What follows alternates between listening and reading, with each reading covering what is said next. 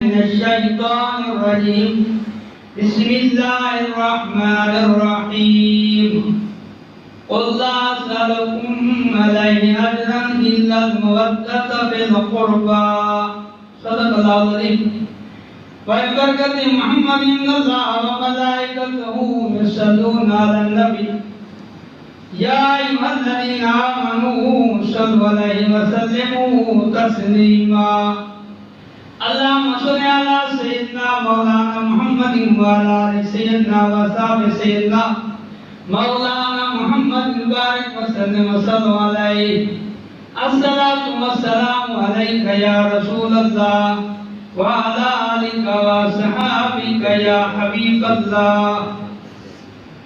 السلام بھائی بزرگوں میں آپ رب العالمین کی ہدایت کتاب قرآن مجید فرمان سے جس آیت تلاوت کی محرم الحرام کی 8 تاریخ محرم الحرام کا پہلا جمعہ قرآن مجید حدیث رسول اور تاریخ اسلام کے حوالے سے واقعہ کربلا ہر سال کی ہر سال یاد کیوں منائی جاتی ہے. اگر ہم تاریخ اسلام کا مطالعہ کریں بہت سے واقعات ایسے ہوئے جو صرف آج تاریخ میں لکھے گئے ہیں ان کی یاد نہیں منائی جاتی. واقعہ کربلا میں 72 تن شہید ہوئے. اس کے علاوہ اور بھی واقعات ہوئے ان میں 1000 ہاتھ جانے گئی، سینکڑوں جانے گئی، مگر وہ واقعہ ہر سال دہرایا نہیں جاتا، ہر سال ان کی یاد نہیں منائی جاتی. تاریخ میں لکھا ہوا ہے. تاریخ اسلام کے حوالے سے 2 واقعات آپ کے سامنے پیش کر کے پھر واقعہ کربلا کی طرف آؤں گا. اسپین آج جو جدید ملک اس کا نام ہے اندلس پرانا نام ہے. آج سے 600 سال پہلے یہاں پہ اسلامی حکومت تھی. 18 سال نوجوان طارق نجات نے اس ملک کو فتح کیا تھا. عیسائیوں نے آ کے اس ملک پر قبضہ کیا اور مسلمانوں کو چن کا شہید کیا. یہاں تک ان کے جرنیل کا حکم تھا فوجوں کو جہاں مسلمان مل جائے ان کو چھوڑنا نہیں ہے، اس کو قید نہیں کرنا، جیل میں نہیں ڈالنا، بلکہ اس کو قتل کر دینا. اور تاریخ میں لکھا ہے کہ 8000 بچوں کو جو شیرخوار تھے، جو ماؤں کا دودھ پینے والے تھے، چھوٹے سے بچے تھے، مسلمانوں کے بچے تھے، 8000 بچوں کو اکٹھا کیا، ان کے ماؤں کے سامنے ان کو شہید کیا. یہ واقعہ 600 سال پہلے کا. اب 100 سال پہلے کا واقعہ 1857 کی جنگ آزادی میں 8000 تو علماء کرام کو شہید کیا گیا. اس کے علاوہ سینکڑوں مسلمانوں کا خون بہایا گیا. اس کے علاوہ تیسرا واقعہ شہر بغداد، وہ شہر جو شہنشاہ بغداد شیخ عبد القادر جیلانی کا شہر ہے، عروش البلاد شہروں کے دلہن، وہ بغداد میں جب ہلاکو خان نے قبضہ کیا، وہ شہر حضرت سیدی رحمۃ اللہ علیہ کا شہر ہے، علم و فن کا مرکز ہوتا تھا بغداد. جب ہلاکو خان نے قبضہ کیا، علماء کرام کو شہید کیا گیا. مسلمانوں کو کوئی گلی ایسی نہیں ہوتی تھی جس گلی میں مسلمانوں کی لاش نہ پڑی. یہ شہر بغداد کا واقعہ ہے. اور جب مسلمانوں کو علماء کرام کو شہید کر دیا، پھر اس وقت نے یہاں تک کیا مسلمانوں کے لائبریری میں حدیث قرآن مجید پڑھے ہوتے تھے، کتابیں حدیثوں کی لکھی ہوتی تھی. وہ سارے لائبریریوں سے کتابیں اٹھا کر دریائے دجلہ میں پھینک دی. تاریخ میں لکھا ہے کہ اتنے کتابیں وہاں پھینکی گئی کہ دریائے دجلہ کا پانی سیاہی سے بلیک ہو گیا، کالا ہو گیا. سیاہی کالی ہوگی نا تو بلیک پانی بھی کالا ہو گیا. اور 3 دن وہ دریائے دجلہ کا پانی میں خون بہتا رہا مسلمانوں کا. یہ شہر بغداد کا واقعہ. یہ 3 واقعات ایسے ہیں جو زیادہ لاشیں شہید ہوئے، زیادہ مسلمان شہید ہوئے، مسلمانوں کا نقصان زیادہ ہوا، مگر ان واقعات کو تاریخ میں لکھا گیا ہے. کوئی ہر سال اس واقعوں کو دہراتا نہیں ہے، ہر سال اس واقعوں کی یاد نہیں مناتا، ہر سال اس واقعوں کی یاد میں مجلس نہیں ہوتی، محاورے نہیں ہوتے. مگر واقعہ کربلا ایسا ہے کہ ہر سال اس کی یاد منی جاتی ہے، ہر سال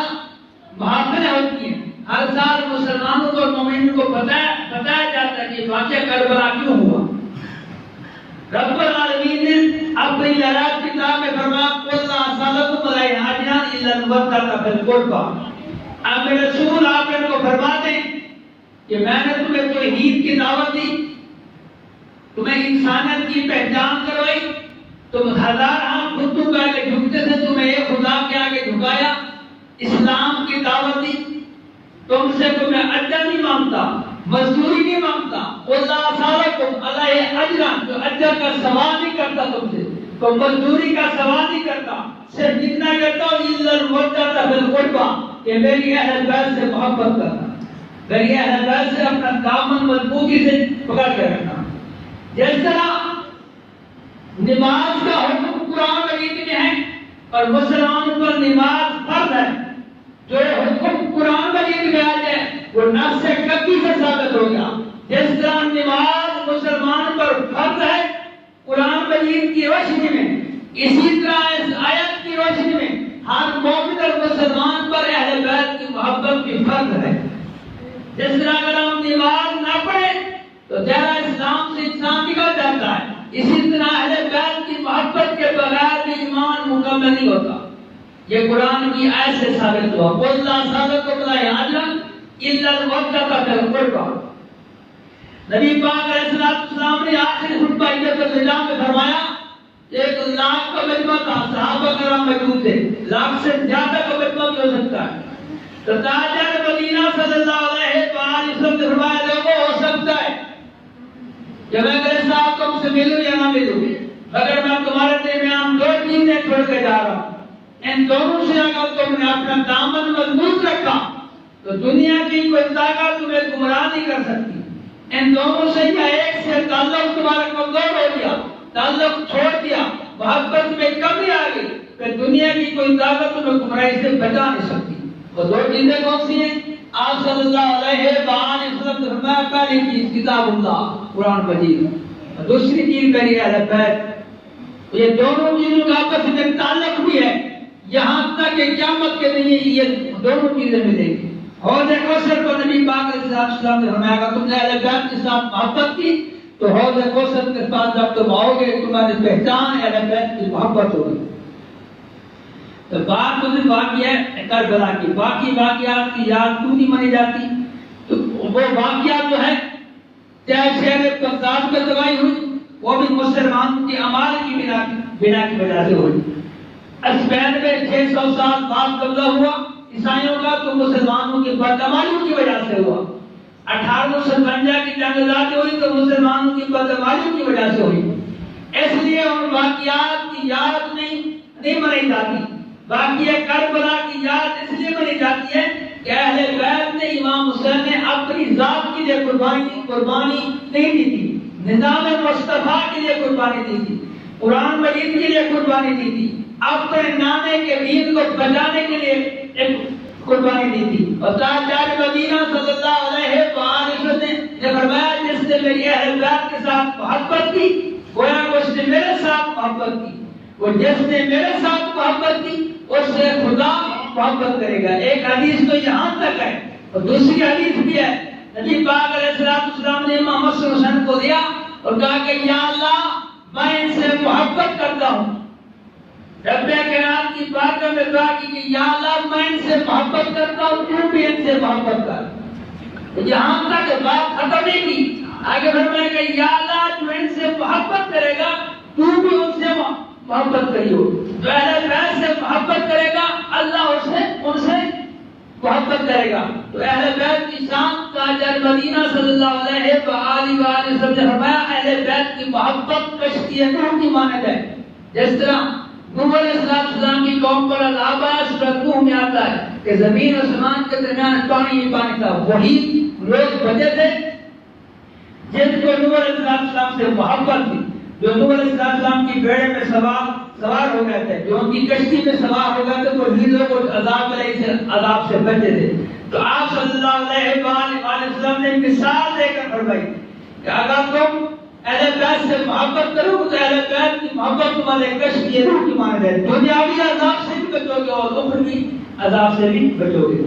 نبی پاک علیہ السلام ایک مرتبہ مسجد نبی میں نماز پڑا تھا. امام حسین رضی اللہ تعالیٰ دوڑتے ہوئے چھوٹے بچے سے آ کے نانے کے کندھے پر سوار ہوئے.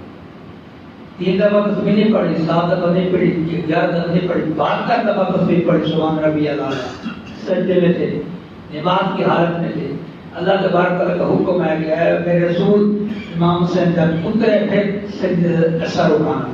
72 دفعہ تصویر پڑھ لی. اپنی مرضی سے اترے, چھوٹے سے بچے سے کھیلتے کھیلتے گھر چلے گئے. اپنی والدہ بزرگاہ کی بارگاہ دار نے کیا, میرے والدہ آج میں مسجد نبی میں گیا تھا, میں نانا نماز پڑھا تھا, میں نانے کے کندھے پر سوار ہوا.